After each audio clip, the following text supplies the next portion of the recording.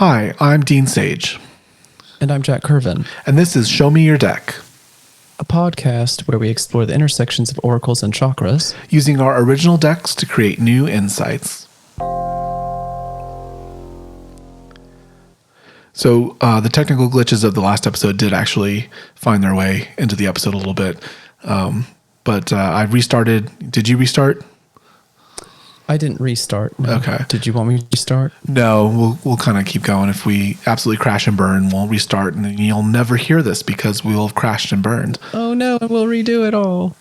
Actually, I hate redoing podcasts. I hate it. It's like the one thing that just irks my soul when that happens, and because I feel like I lose all of the insights and wonderful things that I had, and now I'm performatively reiterating it. I think it's the same problem I have with rewrites. Oftentimes, I will just kind of not even look at the old version, and I'll just write again from the top and take that in as sort of a new thing, and then I'll come back to the original draft one time. I'll be like, that was really good. Why did I forget that? So it's hard because I feel like there's just you kind of caught between two things, and you're finding it where you. It's the same in dance when you just let yourself improvise in the studio and you just start moving to see what comes out of your body, and something absolutely amazing just flies out of the momentum. And then you're like, oh, I want to do that again. Then you can't remember what it was. And it doesn't help to videotape it because trying to recreate it, it just isn't the same. It's not the same. Yeah, it's not the same. And we're a very improvisational podcast, as you will have learned. Hopefully, this is episode 8. So you've been with us, or if you've gone back, hopefully, and listened to us from the beginning, from our humble beginnings, only 8 episodes ago. You'll know that we improv a lot. So I was very cautious in the last few episodes about my ums, but I'm being spontaneous and in the moment, and sometimes there's just an so I'm sorry if I some moments are very ummy. They are. I process things differently just because my brain, it's things and stuffs and such. Things and stuff. Yes. Let's get started. Why don't we roll our 4-sided die and see which of your decks is going to set the stage? Which of the 4 decks we're going to pull from first. We have deck number 2 today. That is the Professions deck, and we will be using card number 24. Let me pull that out. Here we go, number 24. This is where I love, the heart chakra, is touching I see, the third eye. I profess that I love learning, especially from the wisdom of others. Another other focus. We've been having a lot of those. I think it's a good reminder that this is I'm just going to, before we get into that, I just have to say that I think the trouble with a lot of tarot readings in particular is that everyone is so like me focused. And I like the fact that we kind of allow for the other focus, the outward focus, because it's just as important. I mean, there's a lot of me and there's a lot of you. It's going to go into any kind of reading, but I was in New York. I'm gonna get quiet here for a second. I was in New York, and I was browsing a spiritual bookstore, and they were doing readings behind the thinnest curtain you've ever seen in your life. And I listened to the reading. And was it any good? No. But it was terrible. I was eavesdropping on someone's reading, which felt spiritually like a transgression of some kind. So I have to be quiet about it. But it was still a bad reading. Yes. Which is okay. I'd like to point out that the inversion of this card came up recently, where it was water touching wood, and that was the reminder to be careful about who you're learning from. This one is celebrating the process of learning from someone else. So you have and so it's not that the other one was cautionary in a dangerous way, it's just a mindful way. Pay attention to who you're learning from. This one is loving that process of learning from someone else. Once you have figured out who you want to learn from, really love it. I profess that I love learning, especially from the wisdom of others. Well, and going back to my eavesdropping experience, I might have disagreed a little bit with the reading, but there was an active connection, and I think the person getting the reading was hearing what they needed to hear. So I think that's an idea of learning from others, that even, in a situation where maybe I'm not completely there, with them, there is still something to be learned about what's happening. So I think, this is an interesting place to start. Embracing the learning of others, bringing energy inward. And the third eye is a very connected chakra, very, it's the one where I'm doing card readings, is where I feel kind of the card that I'm choosing. I feel it in my third eye. Comprehending. Mm-hmm. Mm-hmm. So where shall we go from there? I don't know. It's an interesting thing. I think we need to just immediately go to another card, which usually we have slightly more to say, but it's a pretty straightforward concept, though. Yeah, there really isn't much to do other than ground us. So it's a very grounded start. Let me pull from my deck as I try to feel buzzing in the third eye. We're going all the way to the end. Okay, there it is. We have 19. So this is a major arcana. 19, a joyfulness. This is correlated to the sun in the tarot. And in my system, it's correlated to the crown chakra, to the highest chakra. It says, with eyes now open, the truth brings joy. Well, how perfect is that? Read that again. With eyes now open, the truth brings joy. As you love learning, especially from the wisdom of others, opening those eyes. Well, what's interesting about this card to me is that there's some out of balanceness to it that suggests hard truths. And when I was writing this card in particular, and doing the book for the deck, I was just been let go from a position. So I was out of work. And it was rough. It was very rough. I hate being in that position. I don't wish it on anyone. It really does drain you to the root of your being. Money and safety and security are the same thing in America. So you have to be very careful, otherwise it unbalances you entirely.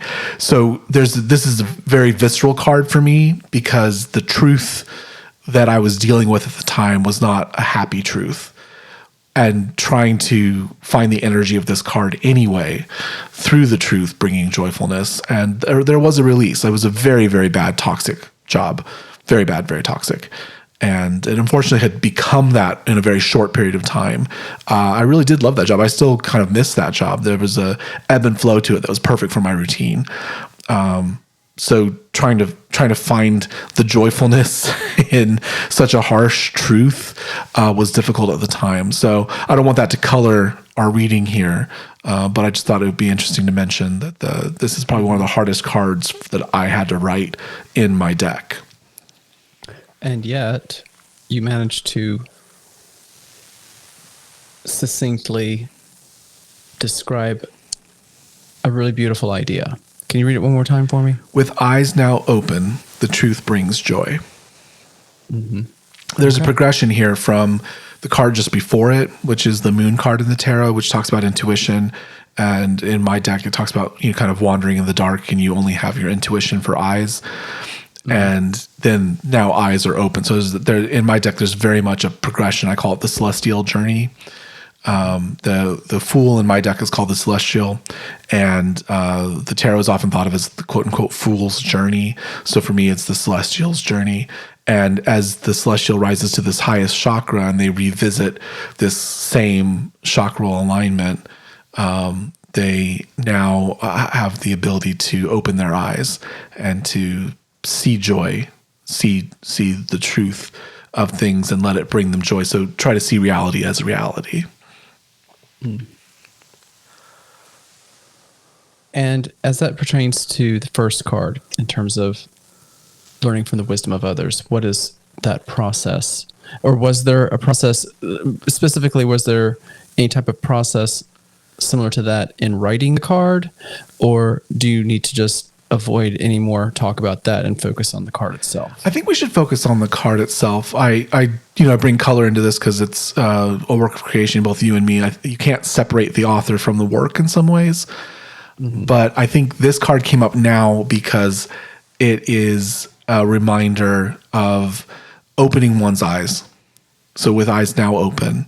So you have the third eye opening in this case, and you're connecting and learning from others. And sometimes those learnings are hard. Sometimes those learnings are easy. Truth is not always pleasant. Sometimes truth is very harsh. Mm-hmm. And yet there has to be a curiosity that carries us through to have the, what's the word I'm looking for? Endurance, maybe, to get through the lessons. Mm-hmm. And that curiosity is spread by a love of learning. Without curiosity, there can't be an actual love of learning. Then it becomes drudgery. Yes. And truth, learning and truth go together. Hopefully what you're learning is truth. Mm-hmm. Learning is truth in itself. And opening your eyes, I think, is a reminder to engage in this in a very honest and open fashion, to really envelop yourself in the learning and to allow that to bring to you the truth. Mm-hmm. Yeah. This is a very heady reading already today. Very heady. I'm not wrapping my emotions around it the way I did in episode 7. Episode 7. We're doing episode 8 right now. This one I have to chew on more. There is definitely a very high, and I want to say almost unbalancedness to the reading so far. Mm-hmm. Because when you get too high up in the chakras, without the groundedness of the root being very firm, you kind of tend to float like a balloon.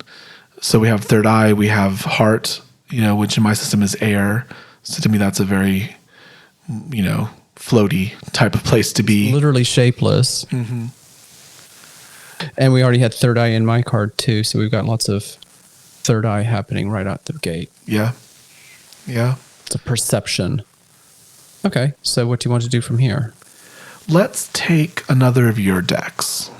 Oh, okay. All right. Let's figure out which deck first. It'll be deck number 3. Oh, your favorite. This is the intersection deck. And we're going to go with number 15, which is lower down. Good. We need it. We need it. Oops, I picked up the wrong deck. Hold on. Give me a second.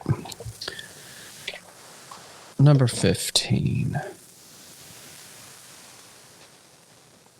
Yes. Okay, so this is fire on fire. I do, touching I do. Manipura on Manipura. Solar plexus on itself. So, I would take that to be a reminder that all this learning really doesn't serve any purpose if you don't put it into action in some way. Mm-hmm. And this card is reiterating action upon itself. So, what can we take from that? If we are in this ravenous stage of learning and our eyes are open and we're bringing all this wisdom in, okay, fine. What are you going to do with it? Mm-hmm.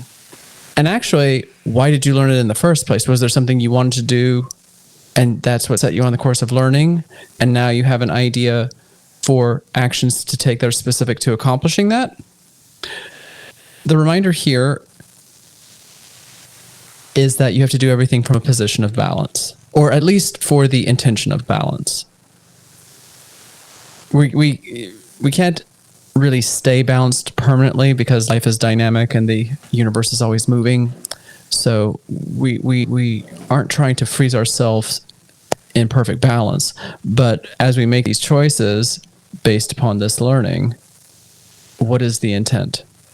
What are you doing? there's a connection to the truth and learning the truth that just because you know it doesn't mean you act upon it or that you use it for gain, for intention. And So you're saying the balance is choosing to not act sometimes. well, no, I'm saying that just because you learn the truth doesn't mean that you act on the truth. You may try to stick the truth somewhere else away, not allowing it to inform and guide you. And you don't always envelop that truth into your action. And so I think you're right. I think the fire touching fire is a point of taking light, right, which is part of fire, and heat, which is part of fire, and melding the two together. So it's not just that you burn, but it's that you shed the light that you gained with your eyes open, the truth that you gained. Or what's this? Fire on fire. That's going to make the fire bigger and bigger and bigger. Mm-hmm. What if the actions you're taking from overexcitement or without enough forethought? Okay, so yeah, you've got this truth. You loved learning it. You're open to it, and now, in over-eagerness, your actions are out of balance. Mm-hmm. Because what I find is that sometimes when I learn something, I do want to immediately go out and do something with it. I learned this really cool app or trick in dancing or whatever. It's like, let me go do that. Well, what if I'm not ready? So what if the reminder here is to be careful about how much action you're taking before you truly understand what you've learned? Acting immediately upon what you feel you've gained as the truth can also be, a false truth to itself, or thinking that you've gained the truth, but you haven't truly opened your eyes. I think, we're still very heady. Mm-hmm. Fire is rising up the system. There's a heat rises kind of concept. There's something unbalanced about today's reading. And to make that point very clear, Katya, one of my two children, has come into the desk and completely disrupted my entire workstation so that she can lay here and purr. Yes, kitten magic. There's the balance we need. Yes, so she's reminding me not to take things too seriously when it comes to this podcast. My baby just ate, so he's not springing any magic on the microphone right now. He's sleeping somewhere. Off sleeping. Yes, so I have a purring kitty who's made me move my computer, my phone, my cards. Just absolutely, the whole house. Absolutely disrupted my podcasting environment. So it'll make it better. Just watch. I think there's an unbalancedness to this. So I think if you're listening to this message, there's something deeply out of balance that we need to focus on, that we need to bring to bear. And it's interesting that we have the intersections, right? Is intersections deck 3? Mm-hmm. That's right. We have the intersections because that's a very, very metaphorical place. Yeah, of the 4 decks I created, it's the most abstract. There's not a concrete although it's message fire there. on fire, it's not really helping us in terms of anything literal and stable. We're still struggling on this one. Yeah. And yeah, there's not a lot of stability to kind of what we're doing. So yeah, something's out of balance. You are facing truth. You're facing opening and closing eyes. There's something to kind of bring inward.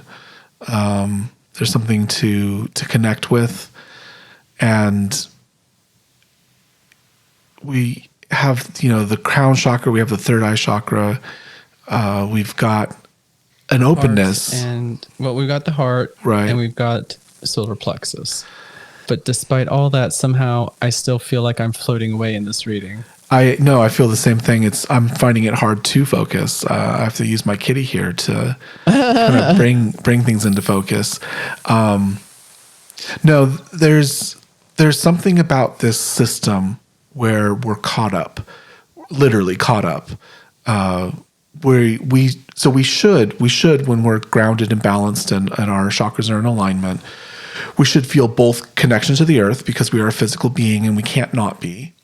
But we should also feel connected to the universe because, since we're not a physical being, we're part of a cosmic whole. That's a non-intentional innuendo there. But we're part of the cosmic being, the great celestial ocean, or whatever metaphor you find comforting and use in your life. Well, I know that this is meandering a bit from this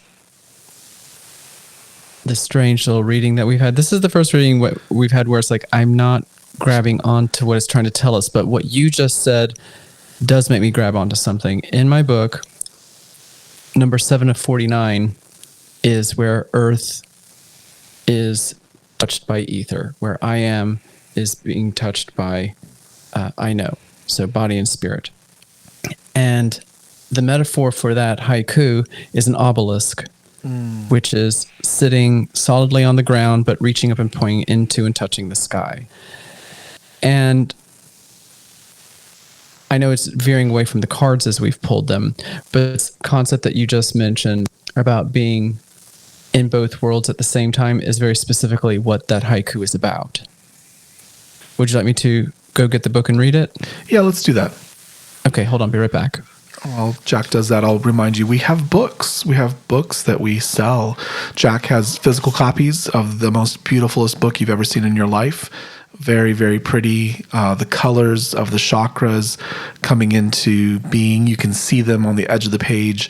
I'm telling everyone about our books and our wonderful books and your wonderful books. So we have gone back to the source now, and we are bringing in the book of the haiku and the 49 professions of joy that really sparked everything that we're talking about. So this is profession number 7 of 49. Muladhara, Earth, I am, touches Sahasrara, Akasha, I know. I profess that I am a connection between heaven and earth. The haiku is bridging two dreamt realms. Me, deep mindful obelisk, my point, touching God. That is what we're missing in this reading, is that deep connectedness of root to crown, the rainbow bridge being whole and connected. And my child is wallowing on the desk, saying yes. The closer we get, the more active she gets. She's coming up to the microphone now. Look at her cute little face. We're going to see little nostrils. Yes. There's a piece of prose here that I think might be helpful. We ourselves bridge profane and divine. We conceive and inhabit both realms. We remember those who pass before us, saying they enliven memories. We give them continued existence. But do they not also remember us? Do they not also give us existence? Why be concerned with preserving legacies otherwise? We are obelisks, standing firmly here, reaching contemplatively there. That's the missing element. I'm curious what the last two cards are going to show us. I think there again. This is not an unknown position to find yourself in, where you just don't quite know. And I like that that's happening to us in real time, because just kind of odd that this is how we open the show, saying that we don't really script anything, and now we're completely proving unscripted. that we're completely unscripted. Well, there is truth and intention in not knowing. I always say that's one of the hardest things to say is I don't know. It's a very vulnerable state, and I think in some ways the truth of the reading is that we don't know. The truth is that our eyes might be open, but we're not receiving truth yet. It's just not forthcoming. But we do know that we're missing the deep connection that allows that sort of touching God moment. If you, are manic and swirling, sometimes you feel as though you're touching God in those instances. But you're ungrounded. So the experience has less meaning for you, less experiential, less truth for you because of the swirling nature of it. Very soon, I'm going to be debuting the class that I've mentioned a few times in other episodes. And it takes as its structure improvisation. And what this reading is reminding me is that it could very well be that when I am doing this class, the way the modules get put together, it might be a struggle. And yet part of what I'm trying to help people understand in the class is that it's okay to be uncomfortable. It's okay to not know. It doesn't kill you. It's just maybe not as exciting as you hope every class is going to be. But here we have a moment where we're just learning. And we love this process. So why don't we just calmly go on to the next card? Actually, I'd see like what's going to happen. I'd like to recap the 3 cards because I feel like I'm having trouble holding them in my mind. Okay. So let's just start with card 1 and work our way through to card 3 again, and then we'll, bring it home. Okay. So I profess that I love learning, especially from the wisdom of others. All right. So profess that you love learning, wisdom of others, external focus. We have with eyes now open, the truth brings joy. And then I do as it is affected by I do. So external learning, opening our eyes, and then action. Mm-hmm. And trying to do it from a position or intention of balance. Mm-hmm. Like 2 stars orbiting each other. Oh, yeah, that's pretty.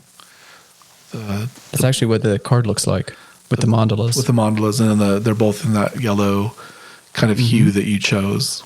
Yep. All right, so now I'm feeling better.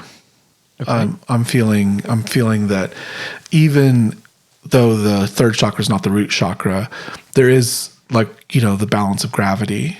There is something to say about that orbiting fire, that interplay of the energy within your body. I'm gonna go ahead and pull one of my deck here. Trying to find it. Okay. We have number 8, strengthen. So this is the 3rd eye. This is the correlation of the strength card in the tarot. It says, remember who you are. You have the strength. It almost feels like that's putting the learning and the action cards together into one little unit here. Can you do that one again? Yep. Remember who you are. You have the strength. It's almost like this card is giving us a summary of the first 3. Mm-hmm. You're a learner. You are taking in knowledge and experience, hopefully truth, or you're taking in maybe what you need in order to encounter the truth. And I think that might be why we're having such a hard time with this, is that we haven't put anything new into the system. The card is desperately seeking outside information. And I think Katya was that outside information. So I think we have to go back to the cat, really. Okay. Bring her back. Where's she at? Well, she's trying to get into the window right now. Okay.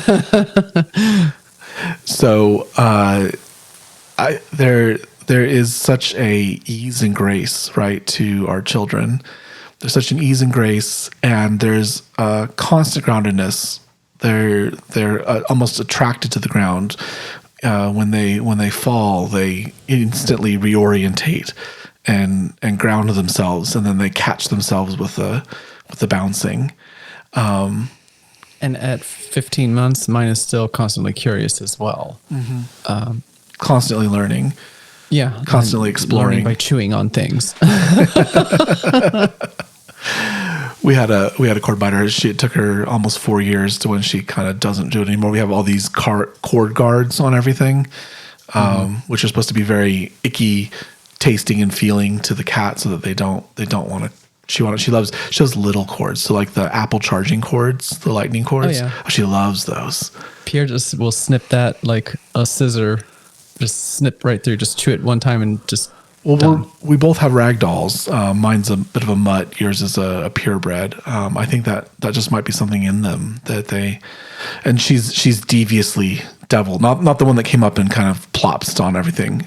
That's Katya. Katya would like to be inside your skin. If she could inhabit inside your chest, be with your vital organs and heat, that is where she would be. She is the heat cat. When the sun comes to the lower level of the townhouse, she will go and just lay and bask. When we had a fireplace, I would turn the fireplace on and she would just lay upside down. Absolutely, it could be the dead of summer, and she would just be like, "Yes, bring me heat." Wow. Yeah. So he does that too. He likes sunbeams. I think the third card, the orbiting stars, the heat seeker, came to find us and bring us back and bring us new knowledge. And I think the new knowledge is their curiosity is just curiosity.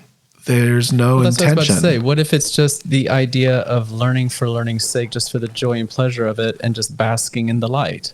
What if that's the simple reading that we're overlooking here? I think that the cat is trying to show us is that sometimes it's enough to be curious, it's enough to learn, then it's just enough to lay here and be glorious in the light and not do anything. And I think the last card, the strengthen card, it's actually, so in my deck there's intersections of the chakras, and there's intersections of the major arcana. So the major arcana is the 21 and a half cards.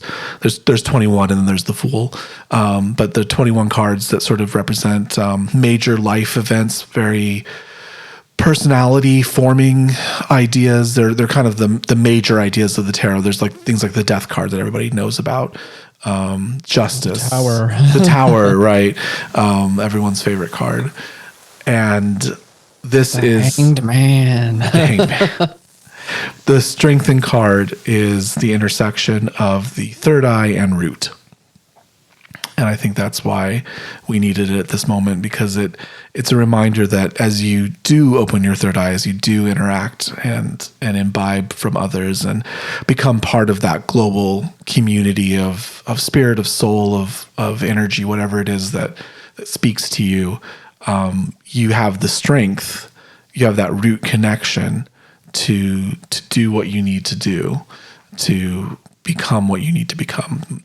Now the cat is investigating the box of goodies that holds all of my recording equipment. So if we go blank, that will be why. I think, again, don't take things too seriously. Mm-hmm. Are you ready for a fifth card? I think I am. What do you want to do? I'm going to pull one more of mine. I feel like I need a triptych for this reading. And I also like mine because it's grounded statements. It was very intentional that it be grounded statements, that it not be too projective or too metaphorical, because my spouse just never connects with that. When it comes to card meanings, they just never were able to kind of like look at the imagery on the card and get a meaning. They're very direct, and they enjoy that kind of concrete meaning to react to. So for our last card, oh, surprise, surprise, we're still up in Is the cat card? I mean, in a way. So it's number 4 in the major arcana, the Authority. This is also known as the Emperor, so it could be the cat card. Definitely the cat card. Yes. It's time to create the path that others will follow.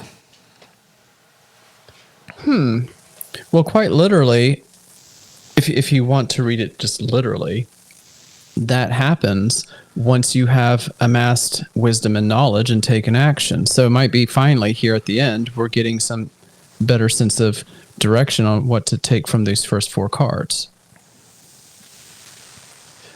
There's the headiness, the unknowingness, and then we admit it.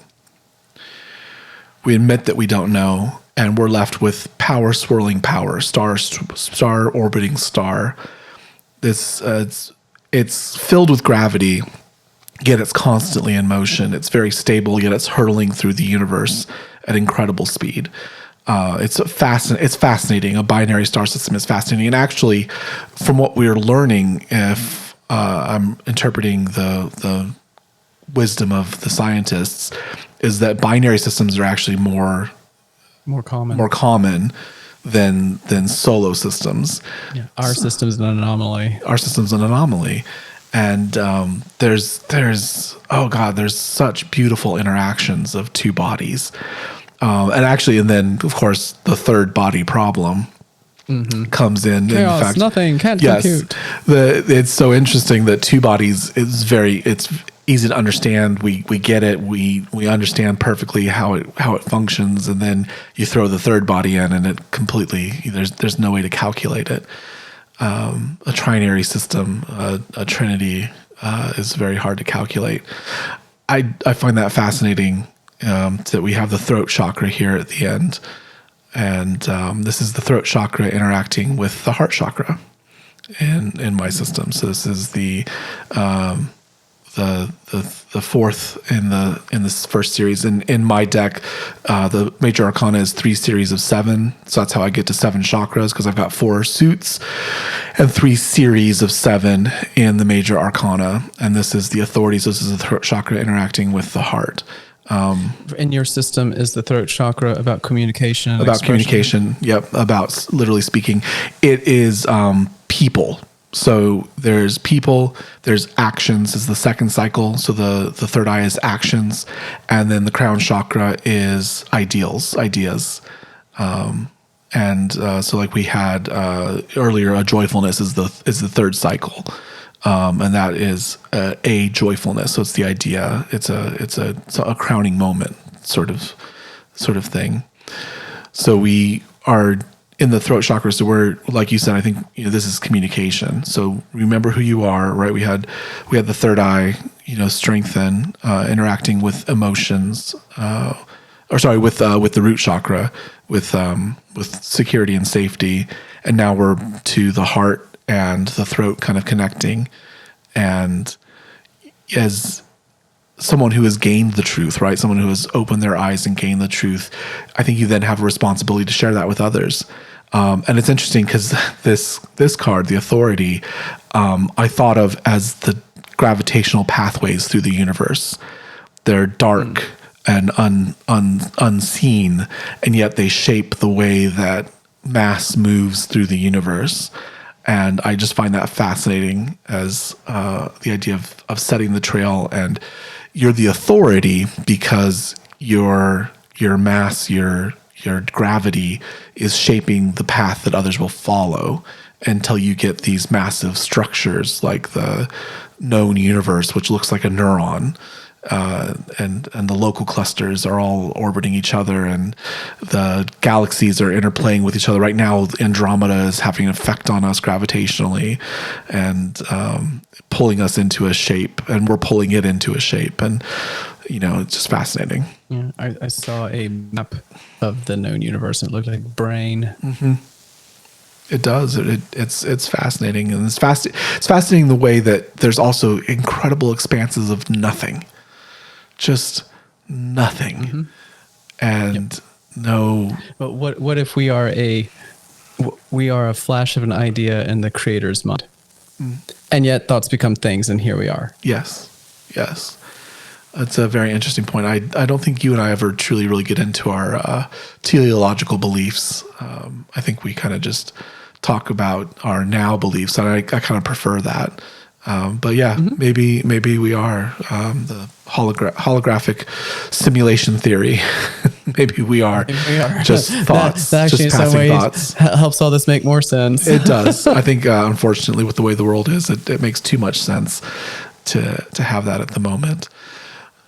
All right, I think we found our way home. We learn, we imbibe, we open our eyes, experience truth. We become fire touching fire. That's such an interesting metaphor, a conflagration, something that burns even brighter because it interacts with itself again, a binary star system. And then we have strength, the strength of the gravity, the strength of the connection between those two stars, the light, the truth, the joyfulness. Remember, the joyfulness is the sun card in the tarot. So, we very much are talking about star stuff when it comes to this. And then finally, the path, right? The star creates the path, and around it orbit other bodies, other planets, other things. It's all this unknown structure or unseen structure, but we know it must exist because the paths are being followed. Yeah. And then we haven't even got into dark matter. The idea that there's things completely unseen, completely outside of our known existence that affect us. Is it another universe? Have to be there because otherwise there's not enough matter and mass in the universe to hold it together. So there's things that shape our paths that we'll never see, that can't possibly interact with light, can't possibly be known, and yet there they are in the calculations and the math. Math is so fascinating in that way that we can describe something that's indescribable with a language that we created based on observing. My grandfather was a nuclear physicist, and he could speak that language. I wish I'd learned that language, but that wasn't my path. No. The learning that I got, the love of learning I got, was from my grandmother's side, and she's the one who spent more time with me. And so arts, language, history, anthropology, the creative languages. Grandpa was more withdrawn and introverted, and I didn't learn that math language that he was so fluent in.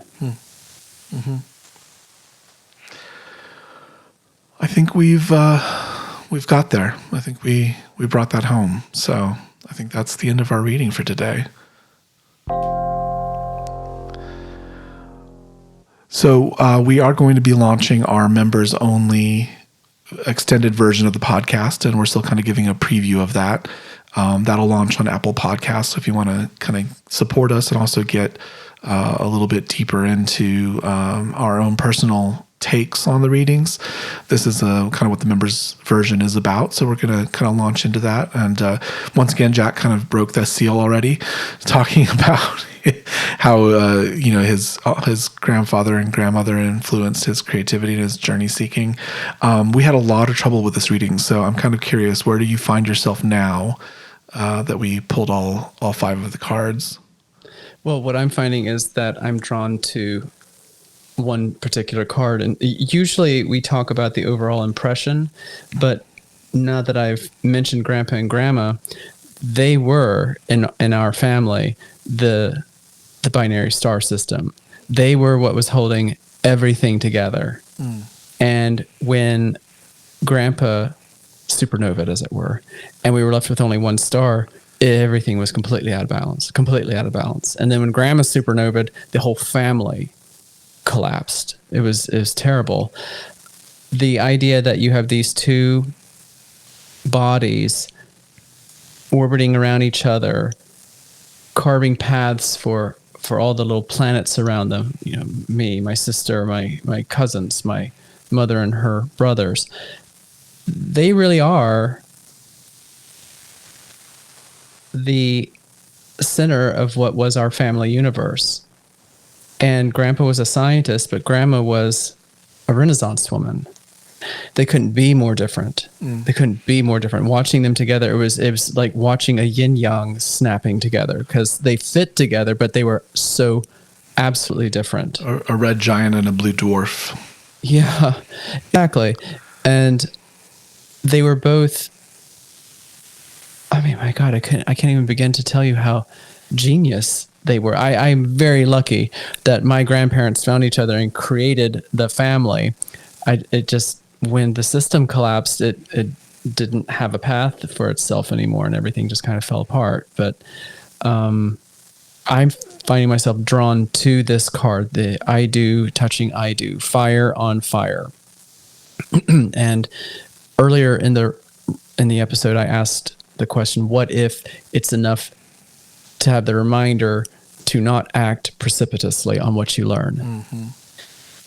Now, taking the card in isolation this way and looking at the way I had to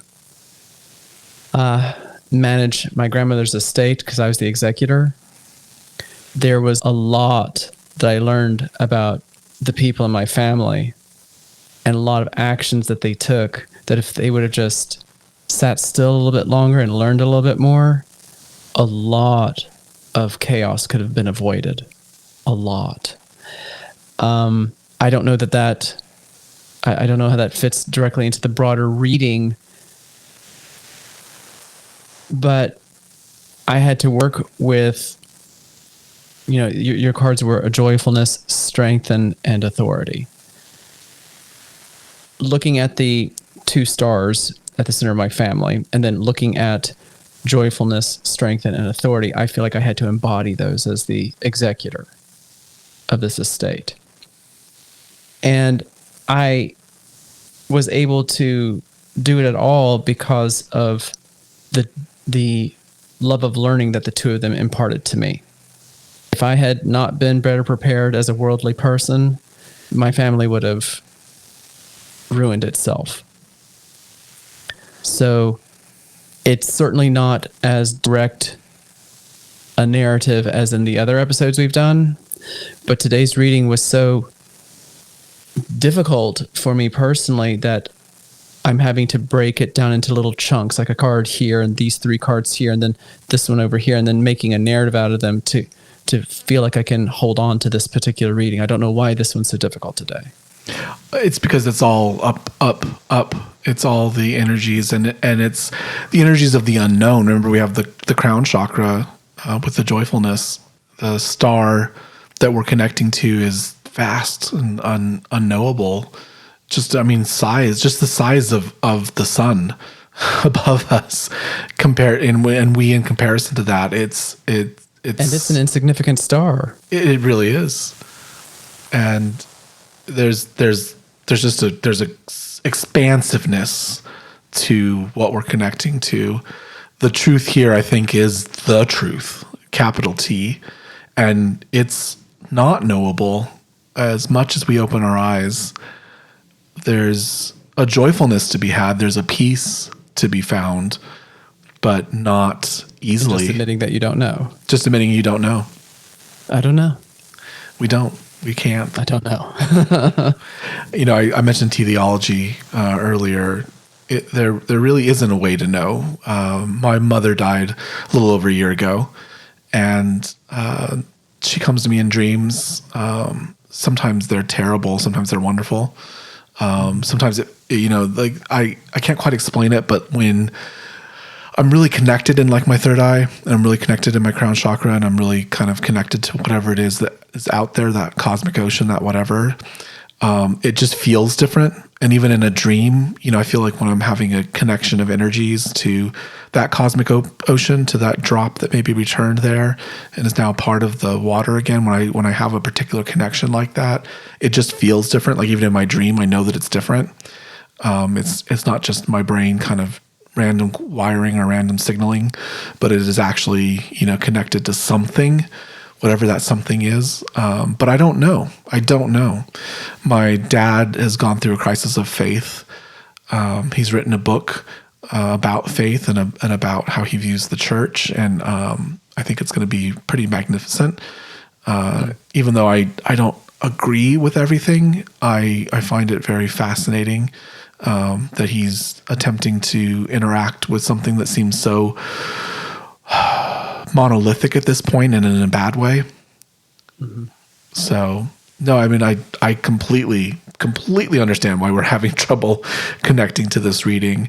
Well, it would be interesting if the format allows it, wherever the episode is discovered, if there's a comment section, and it would be interesting one day to look at that comment section to see if the listeners come up with connections and realizations that we couldn't find in the moment, but that they are able to mention down in the comments section, and to one day give this reading more, not structure, more clarity. Clarity. Clarity is a good word. I absolutely believe that people will listen to this and it will speak to them. I absolutely believe it. Every time I do a reading, it speaks to the person that I'm working with. But I think the reason why we're doing these sort of publicly is that I think that this will speak to a lot of people in different ways. So I'm absolutely sure, even if you're not commenting, I'm absolutely sure that right now you're like, I can't believe you guys cannot see how. But this is the connection. Yes. And why didn't you just say it? Just say it. It's right on the Just tip of say your it. tongue. Just say it. Exactly. I'm kind of drawn. It's probably about the cat. Yeah. We'll come back to this one day and be, it was the cat. It was the cat the whole time. No, I am drawn to the cat. I mean, the cat came to me at a moment where I was having trouble focusing. I've taken my medicine today, but I'm still having trouble focusing. Like this reading is very unfocused. There's not a clear message to be said, and that bothers me because I feel like one of my gifts is to bring clarity to things, to bring meaning to things. Well, then this episode is a practice in humility. Yes. There are times where I just cannot bring it together, and that's okay. I just don't know. That's the lesson. Yes. I just don't know. And yet I still have the love of a little darling baby that enjoys climbing up on daddy's desk and getting in the way and purring and then curiously exploring the open box. Yes, providing kitten magic. Kitten magic. So I don't have any major conclusions to add to this. I find it curious. I find it very curious. We had 3 major arcanas from my deck, and that usually means something fundamental. When you pull the major arcana even once, it tends to mean that there's something fundamental at stake, something fundamental at play. I think that this is actually reminding me very much of my core metaphor dream. I can't remember that I talked about it on the podcast. You did. I did? Okay. Mention it again, though.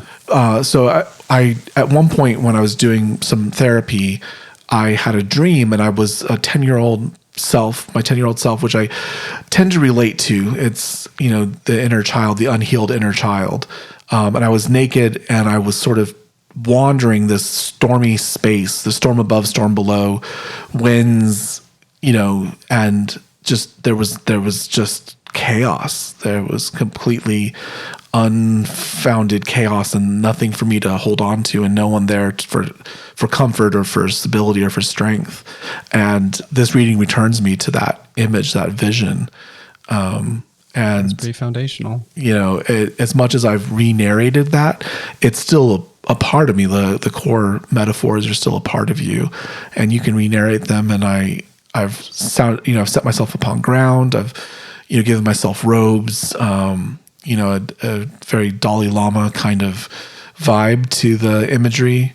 And, that gives me peace. I've got my tiger, which is interesting because the strength card is often pictured with a lion or a tiger, some sort of creature. And that's come to me. And then the authority has come to me, the idea of the person who in their heart sets forth the motions of others and does it out of love, does it out of care. Let me show you the way. I know that I was lost once, and let me show you the way. It's the old adage of, you're stuck in a hole and people walk by and do different things. The doctor gives you a prescription and then walks on, and then one of the guys jumps in the hole. And it's like, well, now we're both down here. It's like, yeah, but I've been here before and I know the way out. Mm-hmm. Mm-hmm. And yeah, I've been here before. And I'm finding the way out. Good. I'm glad.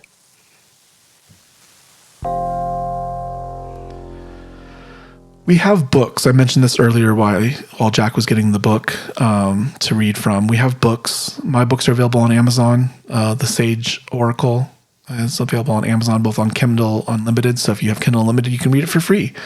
And you can comment and tell me all the wonderful things that you do or don't like about it.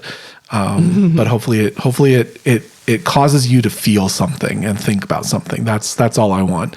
Even if you completely disagree with my take on the card, go get it, enjoy it, interact with it. And Jack, where can we find your books? Come to my website, 49haiku.com, the number 4, the number 9, HAIKU, 49haiku.com. If you go to showyourdeck.com, that's our website for the podcast. It has links to our books. It has links to our cards. Jack has 4 decks because why not? Because I'm extra.